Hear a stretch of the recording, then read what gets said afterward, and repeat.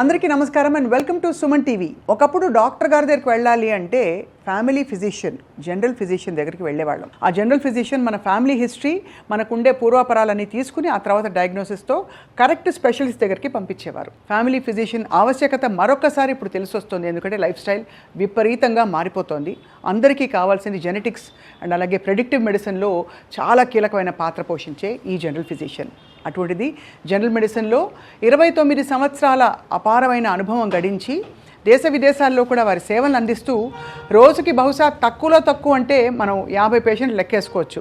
అంటే అర్థం చేసుకోవచ్చు కదా, రోజుకి 50 పేషెంట్లు అంటే 6 రోజులు వారానికంటే 300 పేషెంట్లు ఈజీగా వారాన్ని చూస్తున్నారు. అలాగే నెలకు ఎంతమంది, సంవత్సరానికి ఎంతమంది, అలాగే 30 సంవత్సరాల ఎక్స్పీరియన్స్లో ఎంతమందిని చూస్తుంటారో మనం ఊహించుకోవచ్చు. ఆయనే మనందరికీ సుపరిచిత వైద్యులు డాక్టర్ రాజేష్ హుక్కాల గారు. Sir, welcome to Suman TV. మంచి వైద్యులు, గొప్ప వైద్యులు, అనుభవం ఉండే వాళ్ళని తీసుకొచ్చి మా సుమన్ టీవీ ప్రేక్షకులకి మరొకసారి పరిచయం చేయడం మా సంకల్పం. Thank you sir. You had a long journey, 29 సంవత్సరాలు. సో అందరూ ఎక్కడో ఒక డీవియేట్ అయిపోయి ఇప్పుడు ఈ ట్రెండింగ్, ఈ ఫీల్డ్ ఇది ట్రెండింగ్ అని వెళ్ళిపోతున్నారు. మీరు మాత్రం general medicine is the core, fundamental foundation అని ఎందుకు ఆగిపోయారు స్పెషలైజేషన్తో? డెఫినెట్లీ ఇంట్రెస్టింగ్ క్వశ్చన్ అండి. So basically after general medicine నేను చేసిన తర్వాత లండన్ వెళ్ళాను. సో లండన్లో I had an interest in terms of cardiology. So cardiology perceive చేశాను అక్కడ. I worked as a cardiologist outside the country. So after that అక్కడ ఏంటంటే సిస్టము జనరల్ ఫిజిషియన్ కానివ్వండి, కార్డియాలజిస్ట్ కానివ్వండి, అందరూ కూడా అన్ని కేసులు చూడాలి. They have to see. As a cardiologist అందరి కేసులు చూసేవాడిని. చూసిన తర్వాత పక్క రోజు, ఏ రోజు అయితే మేము రౌండ్స్ చేస్తామో ఆ రోజు కార్డియాలజీ కేసులన్నీ నా దగ్గర ఆగిపోయేవి, మిగతా కేసులన్నీ స్ప్రెడ్ అయిపోయాయి. That system is correct. ఎందుకంటే కోర్ కాంపిటెన్సీస్లో జనరల్ మెడిసిన్ అనేది ప్రతి దగ్గర వర్తించాలి. Is a cardiologist, diabetologist, endocrinologist, ఎవరైనా కానీ ఆ కోర్ కాంపిటెన్సీ అంటే ఏబిసిడి లేకుండా XYZలు మనం చదవలేము. అంతే. So basics foundation should be there with every consultant, every practising doctor అనేది నా నమ్మకం. And I enjoyed thoroughly my career. నేను ఆల్ స్పెషాలిటీస్లో పనిచేశాను, ఇంక్లూడింగ్ ఇండియాలో చేశాను, అవుట్ సైడ్ ద కంట్రీ కూడా చేశాను. సో ఎవ్రీ స్పెషాలిటీలో మనం నేర్చుకునేది ఏదో ఒక విధంగా ఉంటుంది. అండ్ డాక్టర్ ఏంటంటే లైఫ్ లాంగ్ నేర్చుకుంటూనే ఉంటారు. మీరు అన్నారు ఇంత ఎక్స్పీరియన్స్ అని, ఆ ఎక్స్పీరియన్స్లో కూడా I have to learn. Every day I have to learn. It's a learning curve. మేము ఒకది మాస్టర్ చేస్తాం అనేది లేదు. Medicine is always evolving. Every day there is a new thing. మేము నేర్చుకున్నది ఒకటి, ప్రాక్టీస్లో ఇప్పుడు ఉన్నది ఒకటి. చాలా మార్పులు జరుగుతూ ఉంటాయి. కాబట్టి it is always a continuous thorough assessment and learning curve మాది. Wonderful sir. మీ హ్యూమిలిటీకి నిజంగా హ్యాట్స్ ఆఫ్. 29 సంవత్సరాల ఎక్స్పీరియన్స్లో కోర్స్ మీరు ఒక పుష్కర కాలం మీరు లండన్లో ఉండి అన్ని విభాగాల్లో సేవలు అందించారు. ఇప్పుడు మీరు స్పెషల్గా చూసేది ఎలాంటి కేసెస్ అండి? ఎందుకంటే జనరల్ మెడిసిన్లోనే diabetology, lifestyle, non communicable diseases ఎక్కువ స్పెషలైజ్ చేసేవాళ్ళు ఉంటారు. మీకు అలా ఏమన్నా ఉందా? ఎస్, మీరు అన్నట్టు రైట్ నౌ నా స్పెషలైజేషన్ గురించి మాట్లాడితే నేను లైఫ్ స్టైల్ డిజీజ్ మీద ఫోకస్ చేస్తాను. So I focus on diabetology predominantly. Obesity ఈ మధ్యకాలంలో చాలా ప్రివలెంట్గా ఉంటుంది. రైట్. అలాగే ఈ లైఫ్ స్టైల్ డిజీజ్లో ఉన్న కోణంలో high cholesterol, hyper tension. So వీటిని ఫోకస్ చేసేవాళ్ళు ఎవరు లేరు. మనం ఎవరైనా స్పెషలిస్ట్ దగ్గరికి వెళ్ళినప్పుడు జనరల్గా నా పేషెంట్స్ కూడా చెప్పేది, సార్ వాళ్ళకు మట్టు ఆ మెడిసిన్ రాసి పంపించేశారు, మిగతా సంగతి ఏంటి? ఈ కోర్ కాంపిటెన్సీ అని ఇందాక అన్నాను చూశారు. దాంట్లో హోలిస్టిక్గా ఒక పర్సన్ని టాప్ టు బాటమ్ అనాలిసిస్ చేసి డూప్లికేషన్ ఆఫ్ మెడిసిన్ లేకుండా ఆ చేసే జాబ్లోనే నాకు హ్యాపీనెస్ ఉంది. Because you justify doing 100% work to that person. If required స్పెషాలిటీకి డెఫినెట్గా రెఫర్ చేయడం అనేది జరుగుతుంది. సో అక్కడ I learn from every modalities, every faculties. So different specialities కూడా నా దగ్గరికి వస్తాయి కాబట్టి I keep learning every day. మొత్తం మీ కెరియర్లో మీరు సాల్వ్ చేసిన మోస్ట్ క్రిటికల్ కేస్ ఇది అని చెప్పగలుగుతారా? మీరు చాలా కష్టపడి, అంటే డయాగ్నోసిస్ పర్ఫెక్ట్గా ఉండబట్టో వాళ్ళు బ్రతకడం, అలాంటి కేసెస్ అయ్యాయి సార్ మీకు? సో మాది as a medicine it's a challenging. All the time మాకు ఆ డిఫికల్ట్ కేసెస్ అనేవి కనబడుతూనే ఉంటాయి. ఆ ఎక్స్పీరియన్స్తో మేము బోల్డ్ అన్ని చూస్తుంటాం. కానీ కొన్ని remarkable things I can recall and tell. Kolkata నుంచి పేషెంట్ వచ్చారు. Somewhere they heard about me, came back. So అక్కడ ఏంటంటే రక్త కణాలు పడిపోతూ ఉన్నాయి. She's a young patient, fairly recent. నేను చెప్పేది లాస్ట్ 6 monthsలో చెప్తున్నాను. So they can recall things probably. అక్కడ మెడిసిన్స్ ఇచ్చారు, తగ్గిపోలేదు. నా గురించి ఎవరో చెప్పారు, అంటే కోల్కతా బేస్డ్ పేషెంట్స్ కొంతమంది నాకున్నారు కాబట్టి వాళ్ళు చెప్పారు. So they came over. So they stayed for 1 week. So వాళ్ళు వచ్చిన ఒపీనియన్ ఏంటంటే దీన్ని ఎలా మార్చాలి, ఇది life long condition. And they were prepared to go for bone marrow transplant ఇలాంటి వాటికి ప్లాన్ చేస్తూ ఉంటే ఎందుకో కంప్లీట్ అనలైజ్ చేసిన తర్వాత this is treatable with medicines అని చెప్పి ఒక వారం కాదు 15 రోజులైంది పెట్టుకున్నాము, వర్కౌట్ చేసాము. Even today her counts are better, she's doing well and they are in contact with me even though they left back to Kolkata. So one such thing, but there are so many things like this. ఇంకో 2-3 examples sir. So ఇంకొక similar condition, somebody came, సరిగ్గా తినట్లేదు, హెడేక్గా ఉంది, non specific, completely non specific, ఏం జరుగుతుందో కూడా తెలియదు, వెరీ నాన్ స్పెసిఫిక్, కానీ ఏదో ప్రాబ్లం ఉన్నట్టు మాత్రం తెలుస్తుంది. ఒక 1 month అక్కడ హాస్పిటల్స్లో గడిపేశారు, సమ్వేర్ మన స్టేట్లోనే ఎక్కడి నుంచి వచ్చారు. సో ఫైనల్గా మేము గమనిస్తే తనకి లివర్ ఎంజైమ్స్ ఏదో డిఫాల్ట్ ఉంది, ఫీవర్ వస్తుంది, ఇలాంటివి కనిపిస్తున్నాయి. సో వీటిని ట్రీట్ చేయడం మొదలుపెట్టింది. స్టిల్ పేషెంట్ ఏమవుతున్నారు, డిటీరియేట్ అవుతూ ఉన్నారు. ఏది ఈ లివర్ ఇవన్నీ రికవర్ అవుతున్నా కానీ డిటీరియేట్ అవుతూ ఉన్నారు. అంటే డిటీరియేట్ అంటే జ్వరం తగ్గట్లేదు, his conscious levels were going back. ఓహో అలా, ఓకే. సో ఎందుకు అవుతుంది ఏంటని చూసి సరే బ్రెయిన్కి సంబంధించిన టెస్టులు చేశాం. బ్రెయిన్కి సంబంధించిన టెస్టులు చేస్తే అగైన్ వైరల్ మెనింజైటిస్ ఇలాంటి పిక్చర్స్లో వచ్చింది. ఇది అవ్వకపోవచ్చు, ఎందుకంటే వైరల్ ఇంత డ్యూరేషన్ ఉండదని చెప్పి ఇంకొద్దిగా ఫర్దర్ అనాలిసిస్ ఇస్తే ఫైనల్గా దాంట్లో కనపడింది టీబీ అని. So TB took about nearly 45 days తనకి రికవరీకి. So he is doing well now. So ఇలా instances so many of them we come across. So రొటీన్గా చూస్తూనే ఉంటాం ఇలాంటివి. చాలా. There was one more I can talk about fairly recent. 92-year-old gentleman, liver cancer, on chemotherapy, came with a slow heartbeat. ఎందుకు ఈ slow heart beat ఉందని గమనిస్తే ఆయనకి ఫుల్ బ్లోన్ హార్ట్ అటాక్ ఉంది, ఎక్కడో పెరిఫెరీలో చూపించారంట, అది ఎవరు పికప్ చేయలేదు. వర్చువల్లీ ఆయన్ని ఎమర్జెన్సీలో తీసుకొని హార్ట్ అంటే రివైవ్ చేసి దానికి స్టెంట్స్ వేసి now is doing good. So ఇలా రకరకాలుగా ప్రజెంటేషన్స్ అవుతూ ఉంటాయి. సో అక్కడ పేషెంట్ ఫీడ్బ్యాక్ వచ్చేది ఏంటంటే, సార్ ఎందుకు వాళ్ళు గమనించలేదు, మీరు ఎందుకు గమనించారు అంటే, that is shear experience, that's nothing else. చాలా ఐ థింక్ మీకు ఇంట్యూటివ్ మెడిసిన్ అని కూడా అనొచ్చా సార్? ఇంట్యూటివ్గా చాలా విషయాలు మీరు పికప్ కదా sir, apart from what you learn. అంటే to be honest with you, half salt అక్కడి నుంచి వస్తుంది, వాళ్ళు చేయలేదు, నేనేం కొత్తగా చేయాలి. So I have to look in to a different direction, think out of the box, అది, and that is where it helps. చాలా గొప్ప విషయం సార్. అందుకే మీరు జనరల్ మెడిసిన్లో ఉండడం అంటే ఇటువంటి కేసు సాల్వ్ చేయడానికి చాలా మీ ఎక్స్పీరియన్స్ ఉపయోగపడుతుంది సార్. డాక్టర్ రాజేష్ గారు, అందరికీ 100 ఏళ్ళు బ్రతకాలనే ఒక అత్యాశ, దురాశ ఉంటుంది. మీ దృష్టిలో 100 ఏళ్ళు బ్రతకాలంటే ఏం చేస్తే లాంగ్ లైఫ్, హెల్దీ లైఫ్ ఉంటుందని మీరు భావిస్తారు? ఇక్కడ నేను ఒక చిన్న కరెక్షన్ చేయదలుచుకుంటాను.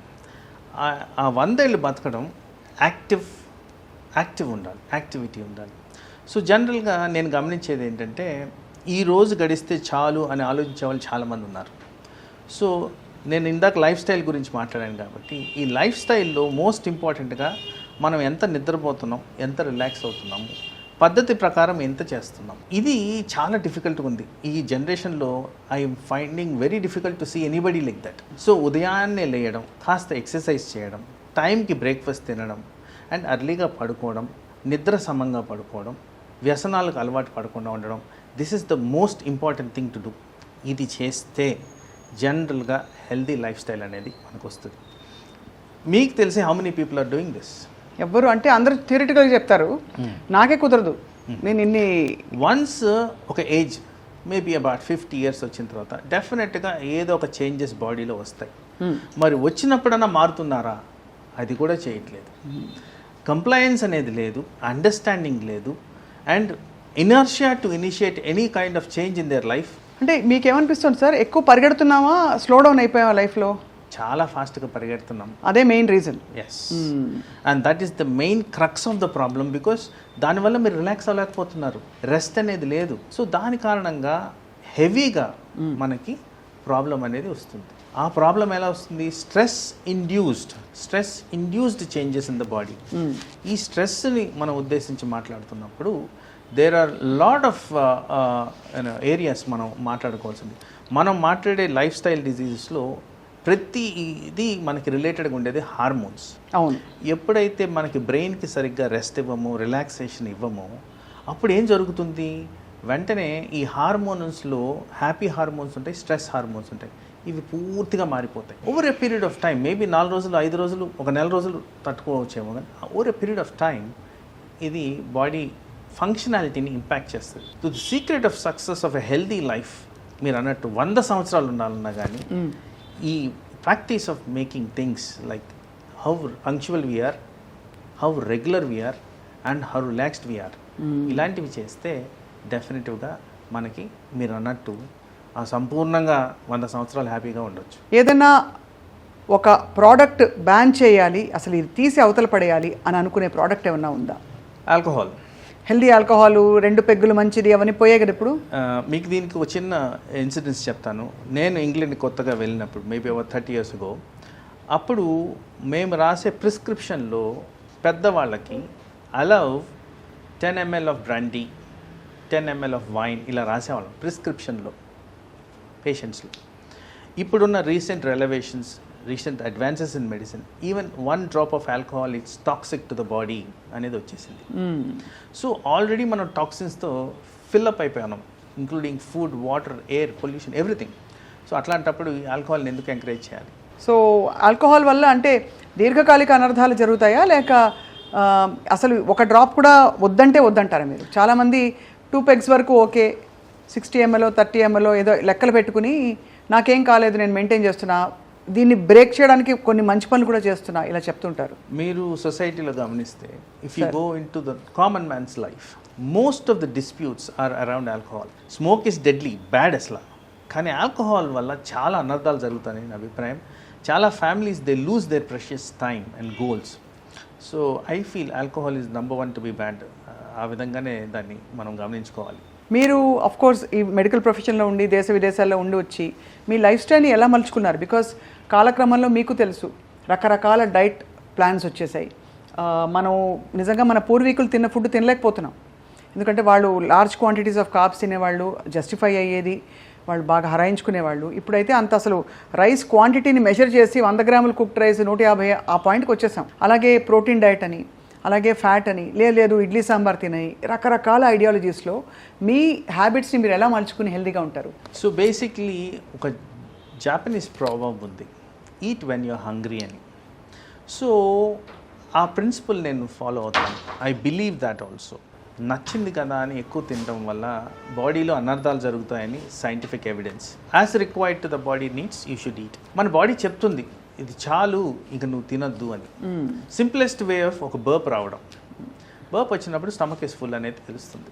జనరల్గా మన వాళ్ళు ఏం చేస్తారంటే ఎక్కువగా మనం తినేది బిర్యానీ ఇక్కడ మన దగ్గర, దానికి ఒక సోడా పాప్ పెట్టుకుంటారు. ఆ సోడా పాప్తో బర్ప్స్ వస్తూ ఉంటే తింటూ ఉంటారు. So they feel to accommodate more as they much they can. So అలాంటి calories always they damage to your body. So the changes you have to make is watch what you're eating, how much is required. తర్వాత ఇంకొక point గమనించాల్సింది, చిన్నప్పుడు ఇన్ని తిన్నాను పెద్ద అయిన తర్వాత కూడా అంతే తింటానంటే అది wrong. Body changes, basal metabolic rate అనేది తగ్గిపోతూ వస్తుంది. అది ఎవరికైనా. బిఎంఆర్ ఎంత ఉంటుంది సార్ మామూలుగా ఫర్ అన్ అడల్ట్? ఎస్టిమేషన్ అనేది variable from person to person. అదే obviously, but it will change, it will decrease.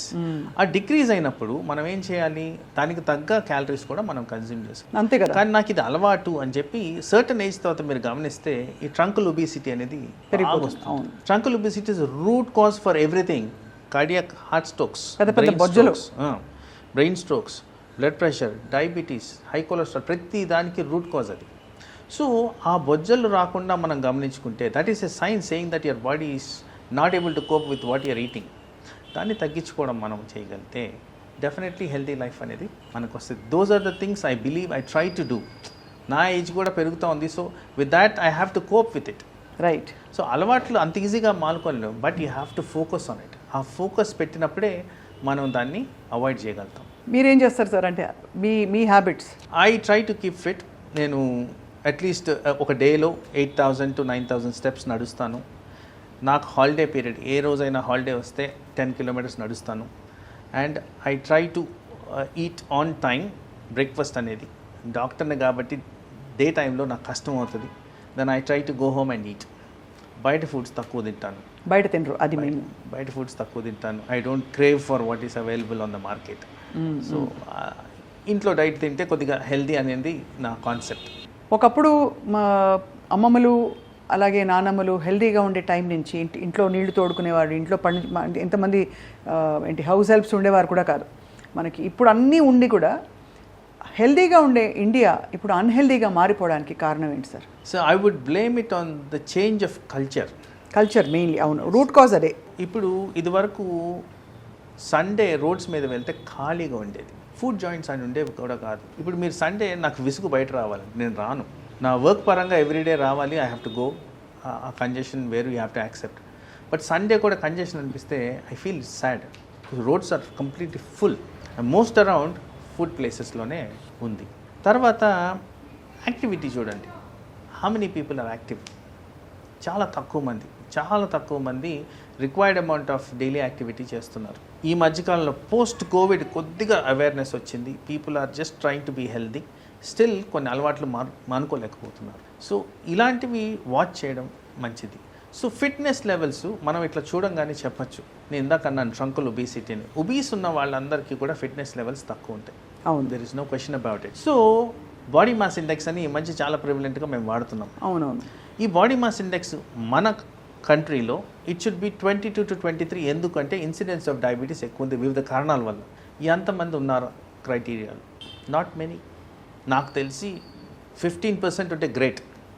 So ఆ విధంగా మనం గమనించుకుంటూ వెళ్తే you will lead in to healthy Indian population. అది కానీ అవన్నీ ఆ పారామీటర్స్ అన్నీ పోయాయి. మీరు అన్నట్టు మెయిన్గా కల్చర్ మారిపోయింది.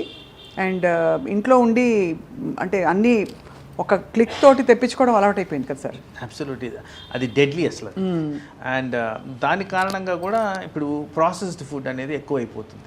న్యాచురల్గా మీరు అంటున్నారు పూర్వీకులు ఇలా ఉండేవారు అలా ఉండేవాళ్ళని, న్యాచురల్గా అవైలబుల్ సబ్స్టెన్సెస్ తగ్గిపోతున్నాయి, ఇంక్లూడింగ్ ఫ్రూట్స్ అండ్ వెజిటబుల్స్. దాంట్లో ridden with pesticides and chemicals, artificially brewed, ఇలాంటివన్నీ కూడా ప్రాబ్లం అవుతుంది. సో న్యాచురల్గా వచ్చినవి ఎటుపోయినాయి అనేది చాలా సార్లు ఆలోచించాల్సిన పరిస్థితి. ఎందుకంటే మనం అన్ని హెల్దీగా చేస్తున్నా కూడా మనకి హెల్దీ సోర్సెస్ ఉన్నాయా అని కూడా చూసుకోవాల్సిన పరిస్థితులు. ఎవరి కూరగాయలు వాళ్ళే పండించుకోండి అంటున్నారు. ఇప్పుడు మోదీ గారు కూడా అదే అన్నారు కదా. దీంట్లో ఒక ఇన్సిడెంట్ చెప్పదంటాం. చాలామంది as a physician I get to see different patients. Cancer patients ఈ మధ్యకాలంలో కాస్త ఎక్కువగా వస్తున్నారు. సార్ ఎందుకు వచ్చింది సార్ క్యాన్సర్ అంటారు. అంటే వాళ్ళు హెల్దీగా ఉంటారు కాబట్టి వాళ్ళు తెలియదు, హ్యాబిట్స్ ఏం లేవు కాబట్టి. క్యాన్సర్ ఎందుకు వచ్చిందంటే మన చుట్టూ ఉన్నదంతా కలుషితమే, అవును, కంప్లీట్లీ పొల్యూటెడ్. సో ఆ బాడీలోకి వెళ్తున్నదంతా పొల్యూషనే, టాక్సిన్స్. మరి క్యాన్సర్ రాకపోతే ఏమొస్తుందండి? Cancer is on a rise now. Very high levels of cancer incidences ఉన్నాయి ఇప్పుడు. బాబోయ్, స్కేరీ, చాలా వెరీ. ఏం ప్రీ సిమ్టమ్స్ ఏమి ఉండవు కదా సార్ తెలుసుకుని? అంటే కొన్నిటికి ఉండొచ్చు, కొన్నిటికి ఉండవు. అంటే ఇదివరకు క్యాన్సర్ అంటే మనకి సినిమాటిక్ డిపిక్షన్ ఉండేది, శాల్వా కప్పేసుకుని బ్లడ్ క్యాన్సర్ ఒకటే క్యాన్సర్, గౌరవప్రదమైన క్యాన్సర్. ఇప్పుడు ఎక్కడ పడితే అక్కడ ఏది పడితే అది క్యాన్సర్. ఏమన్నా plastic problem, radiation problem, pollution, chemicals, fertilisers, pesticides, ఇంకా అన్నీ ప్రతి ఒక్కటి ప్రాబ్లం. అదే. సో డాక్టర్ రాజేష్ గారు, ఇవాళ మీకోసం మేము సమోసా తెప్పించాం ఇక్కడ బండి నుంచి. మరి మీరు తింటారో తినరో, మీ అభిప్రాయాలు ఏంటో సమోసా గురించి నాకు తెలియదు. బట్ నన్ను అడిగితే సార్, నేను ఒకప్పుడు తిన్నాను, ఇప్పుడు స్ట్రిక్ట్గా మానేశాను. ఒకటి, ఇట్స్ ఫ్రైడ్. రెండు, ఇది సమోసా బండి నుంచి, సో వాళ్ళు ఏ ఆయిల్ ఎన్నిసార్లు మరిగిచ్చారో నాకు తెలియదు. లోపల ఉండేది బంగాళదుంప. సో మీరు దయచేసి మీరు చెప్పాలి సార్. నా మిడిమిడి జ్ఞానంతో నేను చెప్పాను డాక్టర్ రాజేష్ గారు. మీకు సమోసా తెప్పించండి, మీరు పార్టీకి వెళ్తే తింటారా తినరా? ఇది మీరు ఇందాక అడుగుతున్నప్పుడు హెల్తీ లైఫ్ స్టైల్ మీరు ఎలా మేనేజ్ చేస్తారని చూస్తే, నాకు ప్రతి సబ్స్టెన్స్లో విషం కనిపిస్తుంది. అబ్బో. సో ఫస్ట్ నెగిటివిటీస్ చూడాల్సి వస్తుంది. మీరు ఒక ఆహార పదార్థంగా ఇచ్చారు, మీరు ఇస్తున్న టైంలో నేను ఆలోచిస్తాను, ఓకే మీరు చెప్పిన పాయింట్స్ ఏవైతే ఉన్నాయో, మరిగించిన ఆయిల్, దాంట్లో ఉన్న ఉప్పు శాతము, దాంట్లో ఉన్న క్యాలరీస్, దాంట్లో ఉన్న బ్యాడ్ ఫ్యాట్, ఇవన్నీ గుర్తొస్తాయి నాకు. వెంటనే దీని పోలికలు నేను ఎక్కడ పోల్చుకుంటాను? నా డే టు డే లైఫ్లో ఎవరికి హార్ట్ అటాక్ వచ్చింది, ఎవరికి బ్రెయిన్ అటాక్ వచ్చింది, ఎవరు ఒబేసిటీలో ఉన్నారు, ఎవరికి డయాబెటీస్ ఉంది, ఇవన్నిటిగా రూట్ కాజ్ ఇక్కడే ఉంటుంది. So that is one spectrum of it. నేను చెప్పాను ఇంట్లో ఫుడ్ ఎక్కువ ప్రిఫర్ చేస్తాను, బయట తిన్నాను. మరి దీంట్లో ఉన్నది ఫ్రెషా కాదా? ఆబ్వియస్లీ నాట్ వెరీ ఫ్రెష్ కదా, ఎప్పుడు చేశారో ఏంటో తెలియదు. సో రీసెంట్ మన ఫుడ్ అథారిటీ వాళ్ళు రేట్స్ చేశారు. Almost every restaurant possible, every high class అంటే 5-star హోటల్స్, ఇట్లన్నీ ప్రతి దాంట్లో there was a problem. Almost every renowned place. కొన్ని చోట్ల బొద్దింకలు, కొన్ని చోట్ల వాడేసిన ఆయిల్, కొన్ని చోట్ల బాగా పాత మీట్స్. సో అవన్నీ నాకు గుర్తొస్తాయి. సో దీంట్లో ఉన్న కంటెంట్ ఎలా ఉంది, దీంట్లో ఉన్నది ఏమేమి ఉన్నాయి, ఇలాంటి ఆలోచనలు పెట్టుకునే ఇలాంటివి నేను అవాయిడ్ చేస్తాను. కానీ ప్రాబ్లం ఎక్కడొస్తుందంటే సార్, ఇప్పుడు ఒక్కటి తినేం కాదు, అబ్బా ఒక్కటి టేస్ట్ చేయి ఏం కాదు, ఒకటి తినేస్తే ఏమైనా అయిపోతుందా అంటారు. నిజంగా ఒకటి తింటే ఏమైనా అవుతుందా? ఒకటి అనేది brain is an adaptive thing అండి. మనం ఒకసారి రుచికి మరిగామనుకోండి, అది సాల్ట్ కావచ్చు, షుగర్ కావచ్చు, స్వీట్ కావచ్చు, it craves for it. Right. అది సైన్స్ డేటా. మీకు క్రేవింగ్ అనేది పెరుగుతుంది. మీరు ఆ ఒకటి తిన్నది బహుశా మీ ముందు నేను ఒకటి తిని వెళ్తాను, బట్ ఇంటికి వెళ్ళిన తర్వాత 10 తెప్పించుకొని తింటాను. అలాంటి ఒక ఇది వచ్చేస్తుంది కాబట్టి డ్రైవ్ పెరుగుద్ది. Okay. So it's a well known entity. అలాంటివి అడిక్టివ్గా పనిచేస్తాయి. అండ్ దీంట్లో మన ఇంట్లో చేసిన రుచుల కన్నా డిఫరెంట్గా ఉంటాయి. There some craving agents are going to be there in this. So దాని కారణంగా ఇవి డ్యామేజింగ్ ఫర్ ద బాడీ. చాలా మంచి పాయింట్ సార్. ఇప్పుడైతే ఇందులో మనం చూసుకోవాల్సింది, ఇది ఇంట్లో చేసుకున్నా కూడా దీనికి కొన్ని అవలక్షణాలు అలాగే ఉంటాయి. Because it's fried, because it's made of processed flower, and దాంతోపాటు సాల్ట్ అన్నీ ఉంటాయి కాబట్టి అది. దాంతోపాటు డబుల్ వ్యామీ ఏంటంటే బయట మనం ఏ ఆయిల్ వాడారో తెలియదు, ఎంత మరిగించింది వాడారో తెలియదు, దాంట్లో హైడ్రోకార్బన్స్ చాలా ఎక్కువగా ఉంటాయి. అదే ఇన్ఫ్యాక్ట్ మనం క్యాన్సర్ గురించి మాట్లాడాం కాబట్టి ఇన్సిడెన్స్ ఆఫ్ క్యాన్సర్ ఇట్లాంటివి తిన్నప్పుడు ఎక్కువ పెరుగుతుంది. అంటే ఇలా రెగ్యులర్ లైఫ్ స్టైల్లో ఉన్న వాళ్ళకి బహుశా వాళ్ళకి ఆంకోజీన్స్ యాక్టివేట్ అయిపోతాయి ఎక్కడో. అబ్సల్యూట్లీ. మీరు అన్నట్టు ఇది డైలీ హ్యాబిట్గా చాలా మంది తింటారు. అసలు సమోసా ఇప్పుడు వర్షం వచ్చిందంటే మీ మాటలే మారిపోవచ్చు. చక్కగా వర్షం వచ్చిందంటే వేడి వేడి సమోసా, మన బజ్జీలు, మన హైదరాబాద్ కల్చర్ అది. ఓ చాయ్ బండి దగ్గర. సో అవన్నీ మర్చిపోయామని ఒక బాధ కూడా ఉంటుంది సార్. కానీ వీ హ్యావ్ నో ఆప్షన్ అనిపిస్తుంది. ఏంటి అంటే ఆప్షన్ లేదని మీరు అనడానికి లేదండి, it's will power. See everybody knows these are harmful. ప్రతి ఒక్కరికి తెలిసిన విషయమే, జస్ట్ దాన్ని యాక్సెప్ట్ చేయరు. Acceptance is limiting here. So మీరు కానీ తింటే నాకు ఇది వస్తుందనే రియలైజేషన్ వస్తే then you will stop doing that. So ఆ ఓనర్షిప్ ఐ థింక్ రావాలి అందరికీ వాళ్ళ హెల్త్ పట్ల. ఈ ఇన్సిడెంట్లో ఇంకోటి చెప్తానండి. నేను ప్రతి 10 అడుగులు అటేసినా ఇటేసినా ఎక్కడి నుంచి అయినా కానీ ఫుడ్ దొరుకుతుంది మన దగ్గర. ఎవరు తింటున్నారు అది? ఇంకో 10 అడుగుల మధ్యలో ఒకటి పెడితే కూడా మనకి దాని గిరాకీ ఉంటుంది. సో దట్ ఈస్ వై మన హెల్త్ ఇష్యూస్ గురించి మాట్లాడినప్పుడు ఊబకాయం అనేది చాలా ఎక్కువైపోతుంది, డయాబెటీస్ ఇన్సిడెన్స్ చాలా ఎక్కువైపోతుంది, ప్రిమెచ్యూర్ హార్ట్ డెత్స్ చాలా ఎక్కువగా ఉన్నాయి. వీటి మీద ఎక్కువగా ఫోకస్ అనేది చేయడం జరుగుతుంది. సో అయితే మరి ఇది చాలా బినైన్గా, మనకి ఫ్రెండ్లీగా, కంఫర్ట్ ఫుడ్గా, సెలబ్రేషన్ ఫుడ్గా, పార్టీ ఫుడ్గా కనిపించే అమాయకమైన ఒక సమోసా మనకి అనేక రకాల అనర్థాలకి దారితీస్తుందన్నమాట. మనం గ్రహించుకోవాలి. ప్రేక్షకులు చూస్తున్నారు, విజ్ఞులు. అలా అని పాపం కేక్ సార్, ఇంకోటి బర్త్డే కేక్స్. ఆ బర్త్డే కేక్ ఫ్రాస్టింగ్ చూస్తేనే కళ్ళు తిరిగిపోతాయి. మంచి పింక్ కలరు, లేకపోతే బ్లూ కలర్, ఎక్కడి నుంచి వచ్చిన కలర్ అంటే అర్థం కాదు. దాంతోపాటు ఇంకా చెప్పక్కర్లేదు అలా. సో మనకి సెలబ్రేషన్ అంటే అసోసియేషన్ ఇస్ ఫుడ్. మన దేశంలో అదొక ఇది. బాధ వస్తే ఫుడ్, సంతోషం వేస్తే ఫుడ్, పిల్లాడు పాస్ అయితే ఫుడ్, ఇదే బర్త్డే వస్తే ఫుడ్, ఇదే. సో ఇక్కడ వన్ ఐటమ్ మీరు మర్చిపోయారు. ఏంటది? గులాబ్ జామున్. ఓహో, డెడ్లీ. ఎందుకు డెడ్లీయో చెప్తాను. గులాబ్ జామున్ ఆల్మోస్ట్ మనం ఎవ్రీ ఫంక్షన్లో కనిపిస్తూ ఉంటుంది. హోమ్ మేడ్ గులాబ్ జామున్ కూడా ఉంటుంది అందులో, ఎనీ గులాబ్ జామున్. సో దాన్ని ప్రిపేర్ చేసే టైంలో దాంట్లో కాస్త ఫ్యాట్స్, ఏదో ఒక ఫార్మ్ ఆఫ్ ఫ్యాట్ అనేది యాడ్ చేస్తారు ఆ మైదాలోకి. షుగర్స్ యాడ్ చేస్తారు, దాన్ని డీప్ ఫ్రై చేస్తారు ఆ బ్రౌనిష్ కలర్ రావడానికి. దాన్ని తీసుకెళ్ళి షుగర్ సిరప్లో వేస్తారు. సో జరిగింది ఏంటి చూడండి, అక్కడ హైడ్రోకార్బన్స్ ఇందాక మనం అయితే అనుకున్నామో ట్రాన్స్ ఫ్యాట్స్ గురించి, అవి వచ్చేసినాయా, షుగర్స్ వచ్చేసినాయా. అడిక్టివ్ నేచర్ ఉన్న ఆ sweet, it is deadly combination for our population. కానీ అది కంపల్సరీ ఆల్మోస్ట్ ఎవ్రీ ఫంక్షన్లో ఉంటుంది. మనం బ్రేక్అవుట్ అవ్వలేకపోతున్నాం దానిలోంచి. బట్ అఫ్ కోర్స్ సార్, మీరు మీలాంటి వ్యక్తులు, మీలాంటి వైద్యులు మీ నైపుణ్యంతో, మీ ఎక్స్పర్టీస్తో చెప్పారంటే తప్పకుండా ఐ థింక్ మీ అనుభవం చాలామందికి ఉపయోగపడుతుందని ఆశిస్తున్నాం మేము, డాక్టర్ రాజేష్ ఒకాల గారు. అందుకే రాబోయే రోజుల్లో మిమ్మల్ని ఎప్పటికప్పుడు మేము పలకరించి మీ నుంచి చాలా యూస్ఫుల్ ఇన్ఫర్మేషన్ మా సుమన్ టీవీ ప్రేక్షకులకు మేము ఇద్దాం అనుకుంటున్నాం. సో దట్ అట్లీస్ట్ మా వంతు బాధ్యతగా అలర్ట్ చేయడం, చెప్పడం మన కర్తవ్యం. వాళ్ళు ఫాలో అవుతే అందరూ బాగుంటుంది అని ఆశిస్తున్నాం sir. So I hope we journey with you in the times to come, doctor Rajesh Okala గారు. సో జనరల్ మెడిసిన్లో మీరు ఇంకా అద్భుతమైన సలహాలు ఇస్తూ లైఫ్ స్టైల్ డిసీజెస్ని పూర్తిగా మటుమాయం చేయడంలో మీ వంతు అద్భుతమైన కృషి చేస్తారని మేము నమ్ముతూ ధన్యవాదాలు సార్. నమస్తే.